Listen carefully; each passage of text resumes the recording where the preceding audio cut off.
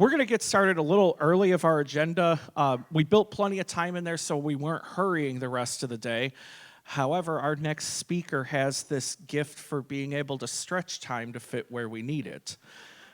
So, backed by popular demand, our next speaker spoke at our mid-year conference this year, and he talked about a very important topic that is extremely relevant in Rotary, and that's how to communicate with people in other generations.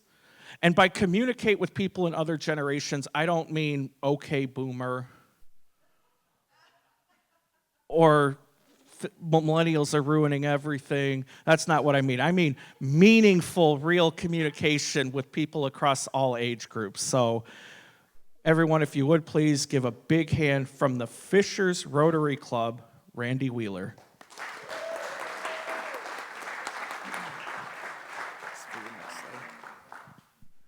Well, hello, everybody. Good morning. Glad to be with you. So Ryan told me I got 30 minutes to basically what I usually do as a 2-hour workshop. So yeah, so here we go. So I don't know if you've walked into a room, been in a room where at work where you notice, hey, there's lots of different people here. There's people with different ethnicity. There's people with different income levels. People of different status. But we've missed one thing. There's people of different generations. In the workplace, we got at least 4 different generations. I was doing a training once, and there were actually 5. I was turning next to the guy. We're doing a leadership roundtable. I turned next to the guy, and we're talking, and he was 80 years old, still working. Talk about somebody that loves his job. And so he was in there, and in our clubs, the goal is to have some generational diversity. But in order to do that, we got to be able to connect. And that's what we're going to look at today. I'm going to unpack some principles and ideas. This is based on a book by Dr. Tim Elmore called A New Kind of Diversity. Now, we're going to do a little game first. I was going to use technology, but the thing about technology is, one, if it blows up on you, your 30 minutes shrinks really fast. And 2, I just didn't want to confuse myself or anybody else. So here's the game. You're going to try to guess the communication preference of each generation, okay? First thought, and this is very interactive, meaning you just shout it out like an unruly group of teenagers. Sound good? You good with being unruly teenagers? I used to work with teenagers. Yeah, I got one up here. So traditionalists, those that think of people that fought in World War II. What do you think? Shout it out. Face-to-face. Hear a lot of face-to-face. Let's see. Survey says. There we go. Okay, our boomers. Okay, face-to-face, telephone, and email is what I'm hearing overwhelming. Survey says boomers. And our Gen X. Text or email. FaceTime, text or email. We got a little debate here. Let's see. Survey says text or email. And, okay, I'm not going to reveal them both. I'll let you shout out first. Millennials, what do you think? Instagram. Online, mobile, text. I didn't put Instagram over there. Okay. What do we think, Gen Z? TikTok. Survey says for millennials it is online and mobile, and for Gen Z it is FaceTime. I was sitting at home one day, and my youngest son, I have 3 sons. I have a 20-year-old, an 18-year-old, and a 15-year-old, 3 boys. 2 in college. I'm always collecting for the college fund. Free donations accepted at any time. But my youngest is just sitting on the couch. This is a couple of years ago. He's just sitting there on FaceTime, not saying a word. And his friend, happened to be a female friend, is just like doing her hair or something. I'm like, what are you guys doing? I'm just chilling. I'm like, okay. Vibing. I don't know. I was confused, but it's a thing. I guess it's comparable to those of us that when we were teenagers, we'd be on the phone with our girlfriend, boyfriend, and we'd fall asleep on the phone. Anybody do that? Anybody ever do that? Or was I the only one? So we have these different generations, and as we can see, there's differences in how they communicate. Now, in this book, he talks about this disconnect. So let me introduce you to a case study of 2 different people. First off is Tony. Tony is a young man. He worked at a paint store, well-known paint store in the Chicago area. And he was there, and he was mixing paint, and he was creating these new paint colors, and he's sharing it on TikTok, getting millions of views, multi-millions of followers. And he's like, I think I got something here. And so he takes it to the executives, and he pitches his idea and gets fired. He gets fired.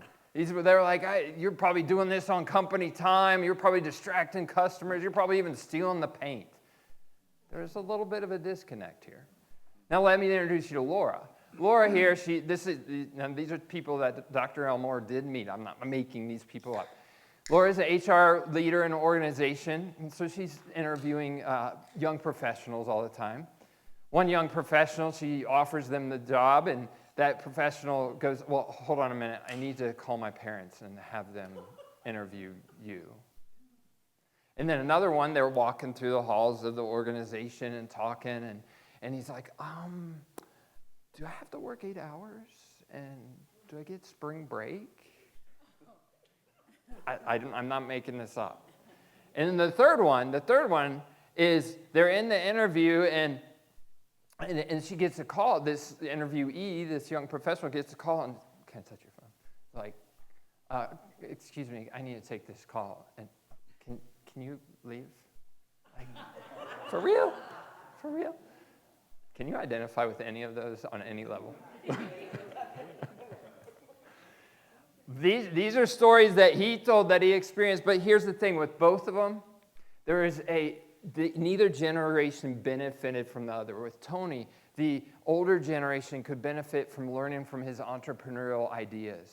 For Laura, the younger generation could benefit from learning the workplace etiquette and certain things they need to learn.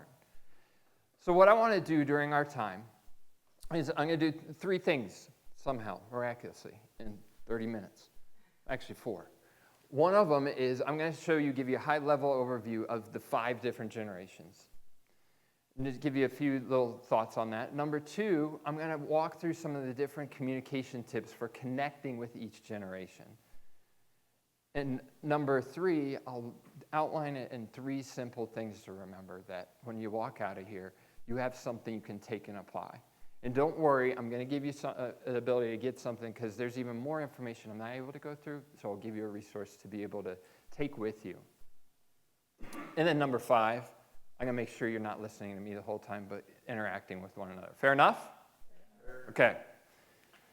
So the goal, it's so easy to stereotype. I could say, all IU fans are crazy party animals. All Purdue fans are just bookworms. Did I offend half the room? Or you might all throw shade at me because, I'm an Ohio State fan because I'm from Ohio. I knew I'd get that reaction. I knew it. Oh, wait. I-O. SEC. Just wanted to provoke you all. I got friends and enemies all over the room now. So the idea isn't to put people in a box, but it gives us a way to understand people. So as we look at this, what we're going to do is I'm going to have you stand up. So if you're able, we go ahead and stand up. Now, as I go through these generations, I'll point to an area of the room, and I would like you to go to that area of the room, and then you are going to stay in that area for a moment, and then we're going to come back to different spots in the room for part of our interactive time. Okay, first of all, we got the builder generation. That is the silent generation. 1929 to 1945, World War II, Great Depression. So if there's anybody in the room that happens to be in that generation, you can go to the far side over by the wall. Our next generation, I'll just keep moving so you can move while I talk, that's fine. Our next generation are the boomers, 1946 to 1964. They were the boomers because after everybody came back from the war, there was a big boom in birth. So if you are a boomer, go ahead and stand kind of this area right here where Rich is. Maybe I strategically picked that area. Our next generation Generation X, so our Gen Xers, those are 1965 to 1982. That's the time frame Dr. Elmore gives. I've seen different time frames. I'm going to stick with that for today. I've seen like 80, even like 77 as the top end, but we're going to stick with this. If you're a Gen Xer, go ahead and move over to this side of the room, over by the Empolio sign. So, in our next generation, is our millennials. Our millennials are 1983 to 2000, the generation that has been raised with the internet. If you were in the millennial, go ahead to this side right over here, the front side by the wall, if you're a millennial. Are you lost, Santa? I'm usually 82. Usually I'm a millennial. This is like I said, there's a. Do you want to hang out with the millennials? Do you vibe with them? I'm fine with it. I'm fine with it. I'm looking at them. So you're an ex-lineal, an ex-lineal. There's this 5-year window. I played Oregon Trail on 8-bit. I should be here. I think he is a millennial. He's getting really worked up about this. Our last generation, Gen Z, 2001 to 2005. If there are there any Gen Z in here? I think our one Gen Z is no longer here. But if you were here, then I'd have you kind of right here. That is 2001 to 2015. They're the generation that came in. He calls them homelanders because when the Homeland Security came about, that's when they came were coming of age. Okay, let me unpack the life paradigm narrative. So for the builders or the silent generation, be grateful you have a job. So imagine you have a. Do you agree with that? Are you agreeing with that? Be grateful you have a job. Can't hear you. Oh, that was awesome. That was awesome. Oh, goodness. Oh, goodness. So, I can just move on from that. Okay, our boomers, their life paradigm is I deserve better. They saw a generation, their parents, that they were going through the Great Depression, all they didn't have. They're like, hey, I deserve better. I deserve a better life than they experienced. McDonald's was coming about. All these different things were coming into existence. Then Gen X. Gen X is keep it real. Keep it real. So keeping it real. So think about it. Gen X grew up at a time where there was a president assassinated, Vietnam War. They're watching it on TV. They had Watergate scandal. All these different things. They're a little bit jaded. All right, our millennials. Life is a cafeteria. Hey, I go to the buffet, I get my mashed potatoes, I get my pie, I get my chicken, I get my meal, I put it together. Or, hey, why do I want a CD? Well, then I have like 9 songs I don't want. So when I can just go on, iTunes or Spotify and pick my own song. They may even choose their worldview that way. I'll pick a little bit of Jesus, a little bit of Buddha, a little bit of Oprah, put it all together. That's how I see the world. Life is a cafeteria, lots of options, living in an age where the internet came about, where everything's right at the fingertips. And then finally, Gen Z. I'm coping and I'm hoping. They're hopeful about the future because they're young, but they're coping because, think about it, they grew up 9/11. They grew up the Great Recession. They've been growing up. They experienced COVID. They've had and then the constant information coming at them. It's, how do I process that? Gen Z needs us to help them understand the context for all the content coming at them. So let's look at their attitude for authority, real fun here. Builders, respect them. They have the position, just respect them. Then we have the boomers. I don't think I need to say anything. They're agreeing. we're going to just take over. We're going to be the ones in charge. Then we have Gen X. Endure them. Again, going back to the experience, every generation, there's a book called Generations, Jean Twig, I think her last name is Twig. She wrote it, big, thick book, but the big idea in there is every generation is formed by critical events. And think of each of those generations. The boomers had experiences, a time of great prosperity, and things were coming of age. And then in the busters, they are busters, by the way, because the birth control pill came about the time their generation began. And they had to endure all the different things that they saw in the world and with leaders. So then Gen Y, choose them. Millennials, I can choose them. I got options. Hey, they may have been in college and said, hey, I like that professor, but I wouldn't want to be mentored by him. Hey, I like that boss, but I don't want to be mentored by him or her. They're used to having options. Their whole life they've had the internet, they've had options. And then Gen Z, not sure I need them. What does that mean? Well, they're the one generation where information is easy. Think about it.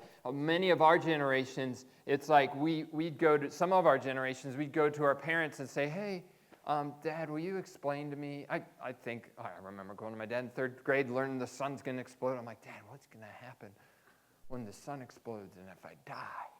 He's like, hey, you'll be okay. You're a good kid. I'm like, okay, good. Whew. I learned there was more to the story later, but, But now, kid, what happens when the sun explodes? What's ChatGPT tell me? What's Google tell me? Then what they need, like I said before, is they need us to come alongside, help them get context for all this content coming at them. All right, so those are the different generations. Now, what I want to do is I'm going to unpack some things for you. So what I want you to do, so we got 1, 2, 3, 4, 5, 6. So at least one person from, actually we could get 2 from each generation if possible at each table. So what generation are you? Are you boomer? Okay. So the one boomer spot's taken on this row. So for example, you don't have to be by each other, like it doesn't have to be 2 millennials, 2 X's, and 2 boomers. But I want you all mixed up. So you won't be at your same seat, but don't worry, you'll get back there when we're all done. Ready? Go. Go ahead and mix it up. Make sure you don't have more than 2 of the same generation in a row.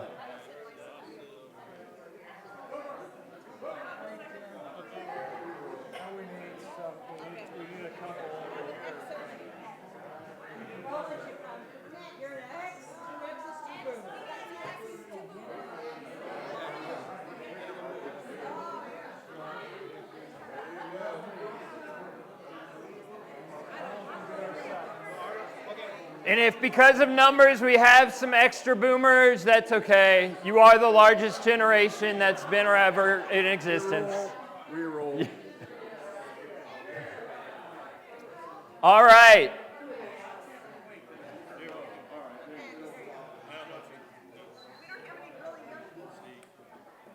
Well, we didn't have a ton of millennials in the room compared to the boomers and the Xers. All right, so here's what I'm going to do. I'm going to highlight, we're going to talk about, you can sit, you don't have to stay standing. Sorry, I thought that was my fault. You're welcome to stay standing, but you don't need to. All right.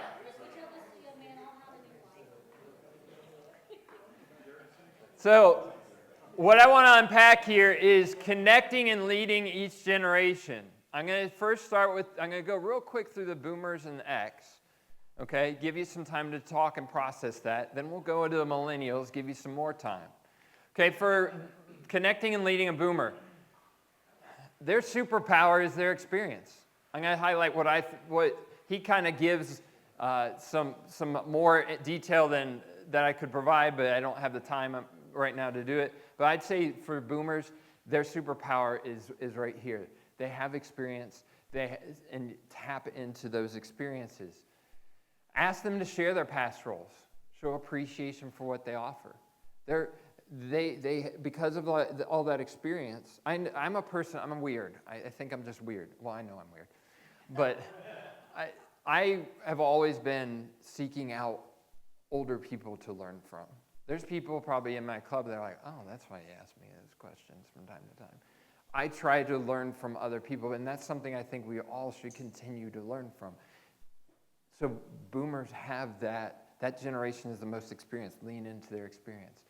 Give them significant responsibility if they're willing and able. In our culture, the challenge is, I mean, we're all Rotarians, we serve, but sometimes we may think, oh, they don't want to do something. They're getting to a certain stage. No, give them responsibilities. Let them use those leadership gifts. Give them space and resources. Don't micromanage. Don't tell them how to do everything. Give them the space to do it. They know what they're doing. Ask them to give back and mentor others. Now, as we're working through those, just pay attention to what jumps out at you. So I'm working through a list. Not the most exciting thing, I understand that. But pay attention to what jumps out at you, because I'm going to have you answer a question in a minute of how you can put these principles into action within your club. All right? Remind them of their younger years when they get impatient.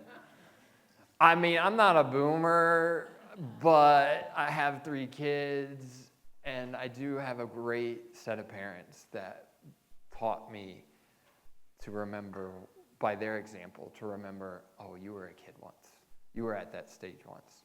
The tendency is, I kind of have to chuckle, this is kind of my thought, is every time there's a new generation coming in, we're like, oh, those Xers, oh, those millennials, oh, those Gen Z. We were all in our 20s entering the workforce, and some things are common, but some things are different, which we could unpack. Okay, thank you, Siri. For our Gen X's, listen and communicate understanding. Build a genuine relationship. Remember, their life paradigm, they're kind of cynical, kind of critical. They want you to keep it real with them. So relationships are key. Be brutally honest with them. They're the people in the room that will say it as it is. Some of that depends on personality. They may just be thinking it and not saying it. Give them places for authentic community. When you give them boundaries, keep them minimal and explain them. They're a generation that they're the latchkey kids. So they are very resourceful. They figured out ways to do things. So just give them hey, here's the fence, build the playground. Influence through your relationship, not position. Again, going back to, hey, they're a little critical of authority. So don't just tell them what to do. Give them build that relationship with them. And I just say in general, that's a good leadership principle. As a little side note, at the end of the day, a real quick question. How many of you think you're leaders? Okay, I figured that would be what I get in this room. How many of you interact with anybody? Every hand should be up, or we're going to call the morgue. So let me suggest every one of us in this room is a leader, because leadership is an influence. And let me suggest there's 4 simple pillars: leading yourself, leading others, building teams, and communication. So to be effective in our clubs, that's why we're spending the time talking about this, to connect with the different generations. So influence and build that relationship. So now here's my question. I want you to talk in your tables. I'll give you a couple minutes because I'm watching the clock. How could you better connect with Gen Xers and Boomers you interact with? So for some of you, it's like, how can I better connect with myself? Well, maybe you need to talk about that. I don't know. So how could you better connect with Gen Xers and Boomers you interact with? So I would encourage, if you got a millennial person in the room, in your group, go ahead and you start the conversation if you feel bold enough to do it. All right, go.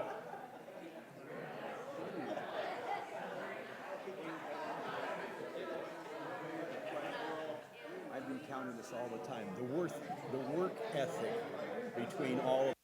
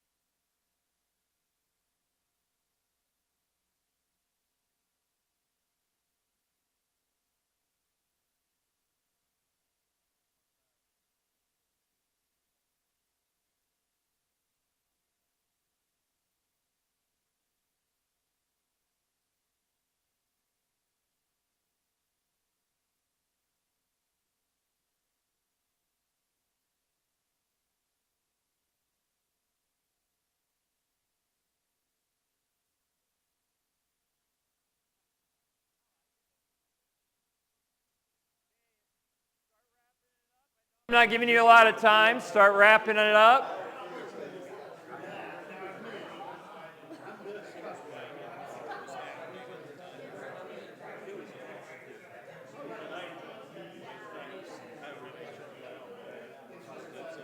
All right, all right, all right. If you can hear me, clap once. If you can hear me, clap twice. All right, real quick, 30 seconds or less from somebody on this side of the room and somebody on this side of the room. What was one thing that jumped out at you all in your conversation? Yes, ma'am. The fact that in interpersonal communications and face-to-face, kind of blending the generations, Yeah. having a mentor or more than one mentor as a new member comes into Rotary, regardless of what their age is, because there's still some questions that you may have that isn't appropriate, or you feel like, why not? The meeting structure probably doesn't afford that kind of conversation. Okay. Thank you.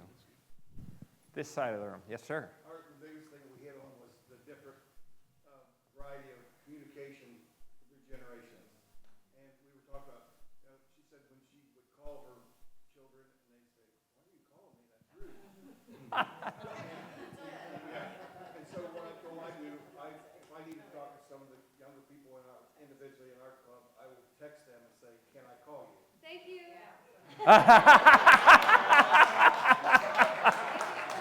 Oh, yes, thank you both. So that, knowing, in the business I do, one of the first things I do when I meet someone, if I want to continue to communicate, I will literally ask, what's the best form? Is it text? Is it phone call? Is it email? Those are usually the three. Or is it messaging on some platform, like a LinkedIn or whatever? I have somebody that I work with that I know if I email them, and we're just a few years apart, she's a few years younger than me. I know if I email her, she will respond slower, but if I text her, she'll respond pretty quick. But other people, email's a lot better than texting. Texting feels like an interruption to them, and it's off-putting to them. That's just, it's not good or bad, it's just different. All right, let's keep going here. Connecting and leading a millennial. They get actually 2 pages. So we could choose. this first one, I think this first one is critical for regardless of generation. Clarify the why behind the task. The more we were talking, Bob and I were talking a little bit about, hey, work ethics different. With the changes of just how people are, they want to know why. And that's not bad. That empowers people. They don't have to agree with the why, but they can know the why. Hey, we're going to make this change. We're going to meet for instead of this time, and we're going to shift from starting at 12 to 12:30. Here's why. Okay. They understand the why. Now, I'll get to another piece that ties into that. Offer consistent feedback. This is a generation that enjoys having feedback. They've gotten feedback a lot throughout their time of life. So give them that feedback, positive and negative. Now, that's a whole nother conversation, a whole nother workshop of how to deliver the feedback. Let them share ideas. You've given them the why. They have ideas. Let them share those ideas. Because they have ideas and ways of thinking and seeing the world that we don't if we're in another generation. Every generation sees the world a little bit different. Whoops, wrong way. Create competitions or games with peers. They've grown up with video games. They've grown up with all that. They like that. So if you can make it a competition in whatever you're doing, do it. Create a mutual mentoring initiative. I'm going to pause and say both directions. Each generation, just like Laura and Tony, there's generations they had something to learn from one another. I give my phone to my 15-year-old, and I'm like, help me. How do I'm like, I know there's a way to do that. He's like, do this. Oh, I'll just do it. I'm like, fine. That's fine. I should listen and learn how to do it. But then there's things that I know. He's 15. He doesn't listen. He knows everything, but you know how that is.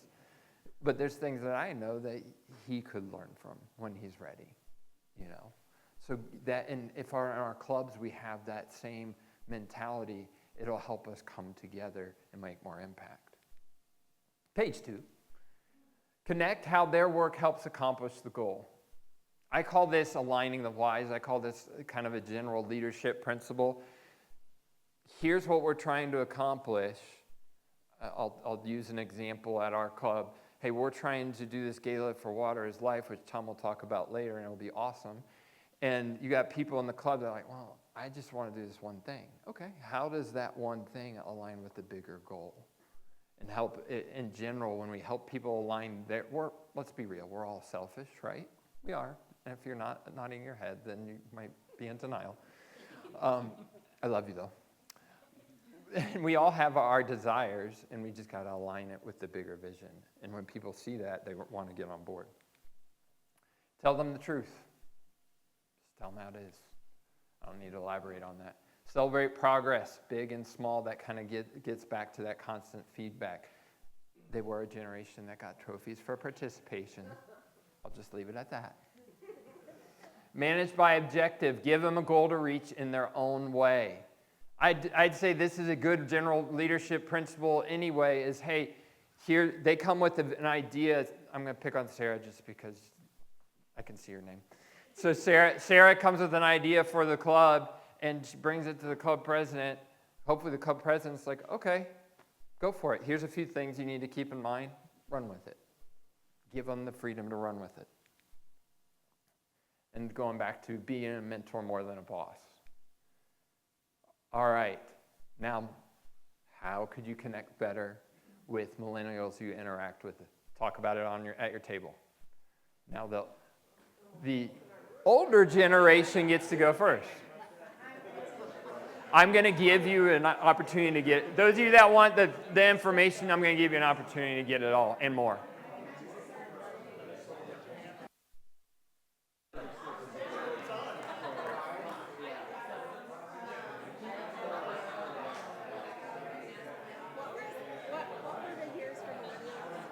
Say that.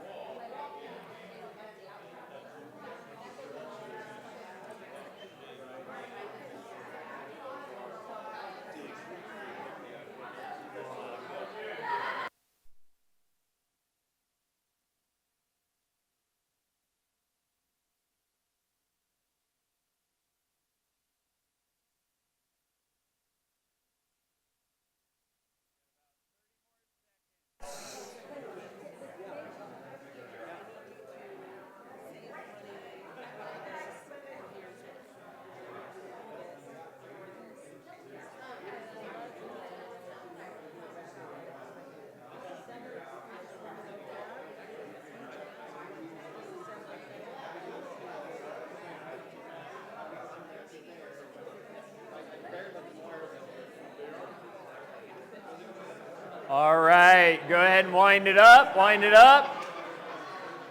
I know I don't give you enough time. I know I don't. All right, all right.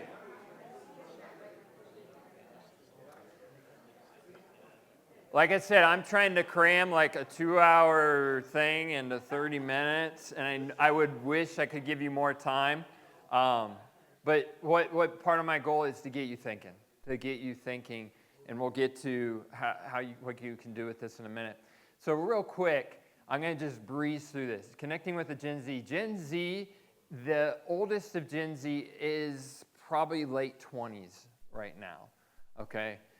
Their superpower is their hacker mentality, their entrepreneurialness. And that's a great mentality. If Zoe was still in here, I could tell her, no, we didn't have any Gen Zs. If Zoe was, take it as a compliment. I'm 26, so I could be. Okay. If you need a representative. So, you're sharp. You're sharp. I like you. My hacker mentality. Exactly. So listen to their entrepreneurial ideas. Of all the things I'll put up on the screen, listen to their entrepreneurial ideas. It's going to be different. They've grown up in a generation of influencers. They see people their age making oogles, thinking it's just turn on a video and make yourself famous. There's a lot more to it, but they have great ideas. So if they have innovative ideas, tap into it. Okay, listen to and affirm their dreams and goals. Provide purpose to all they do. They are a generation, they're coming back kind of, the boomers were more purpose-driven. The Gen Z is more like that than the other two generations. Build a relationship with them before expecting trust. Help them focus on one goal and accomplish it. Okay, why does it say that? Well, let's just be honest. We all have attention spans of gnats. And they've grown up with a phone in their hand. So we all could benefit from focusing on one goal. Express both high expectations and high belief in them. Remember, they're an anxious generation. Believe in them. They need to know you believe in them. Include them in brainstorming and ask for their hacker insights. I kind of just told you that. Let them own a project along with the responsibility and authority that comes with it. This is just a leadership 101 principle. Don't just dump a thing on them, but give them the authority to actually follow through on it. All right. And number 8, give them short-term projects to help them see how they are contributing to the big goal. So I will go back to just because it was easy, the Water of Life Gale, a big, huge thing. Maybe there's a Gen Z or that, hey, could you do social media for us? Yeah, I'd love to, because they can do social media in 30 seconds where it take me 3 hours. This is because I gave you a lot of information, couldn't give it all to you. It's a next-gen guide. It shows you there's an extra layer to that chart. You're welcome to grab it if you want it. It gives you their contributions as well as ways to connect with them. So it's a resource for you that you can take and use with you and think and talk even with your board about it and say, how can we apply this? How can we tap into and connect with the different generations better? Yes, sir. Do any boomers need help with QR codes? Just turn on your camera.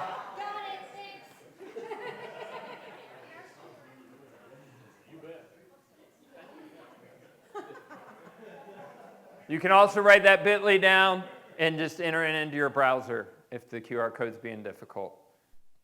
All right. Hey, our goal is not to stereotype. The goal wasn't to put every generation in a box, but the goal is to understand the different generations. And I told you I'd give you 3 simple principles. You feel the disconnect? There's a disconnect between the generations. I'm just saying. Don't change it. Hurry up, hurry up, hurry up.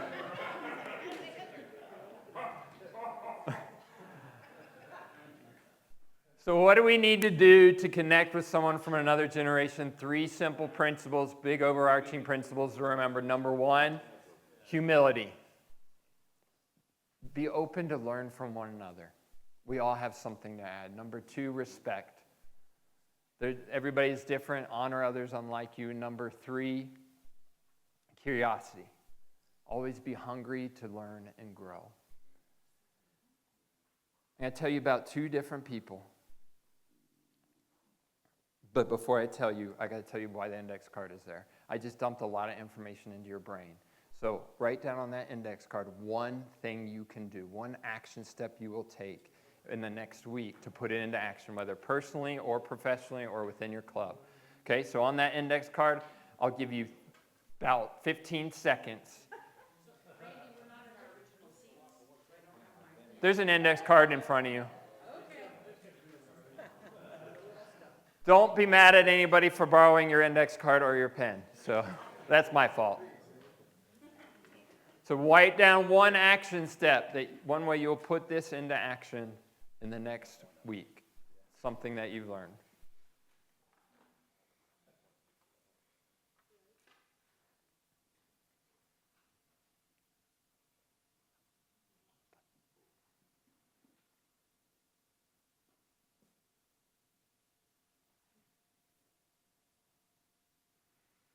I'm going to tell you about 2 different people. One I never knew. One I definitely did. So there's a story that you may or may not be familiar with. There's a man, he's at FDR's grave, and he's weeping, he's crying, and somebody comes up to him, and he's like, "Did you know this man?" And he was like, "No, but he knew me." And then there's another person. I had the opportunity last Friday my brother lost his battle to cancer. And last Friday we had the celebration of life and everything. And since unfortunately and unfortunately, my parents are around, my dad was talking to the adults because, I was like, "Dad, you talk to the adults." We didn't actually talk about it. But he was a teacher. He taught at North Central High School, U.S. history teacher. And I intentionally went to students and just said, "Hey, thanks for coming." And I heard story after story after story of how they loved him and how the impact he had and how he inspired them. A 52-year-old man impacting and inspiring a 14 to 18-year-old student. You have a rock in front of you. Yeah, it's a little rock because I didn't have enough big rocks. Just being honest. This rock is like my brother David. He was a rock that got dropped in the water of life and made a ripple of impact. And when you all look at that rock, know that you are a rock that makes a ripple of impact. And when you take the time to slow down and connect with another generation, they'll be like that soldier at FDR's grave. I didn't know them, but they knew me. When we exercise that humility, that respect, and that curiosity, people will know that we care about them, and people will be drawn to join the cause that we're a part of. So be that rock in someone's life. Thank you. I hope you got a lot of value from this, and if I can help you, let me know. Have a great day.